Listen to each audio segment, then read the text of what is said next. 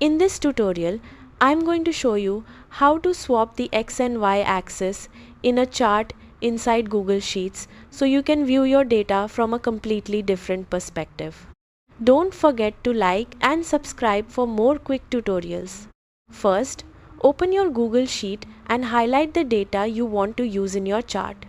Make sure you select both columns including any headers. Now go to the top menu, click on Insert and then choose Chart.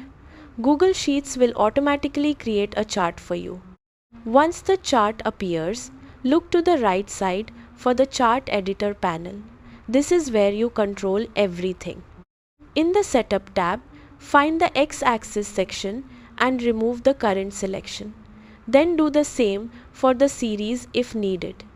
Now, click Add X-axis and select the column you want to appear on the horizontal axis. After that, click Add Series and choose the column you want plotted vertically. As soon as you do this, your axis will be swapped and your chart will update instantly. And that's it. You can now flip your chart axis anytime to better analyze or present your data. If this helped you, give it a like, drop a comment and subscribe for more quick and practical tutorials.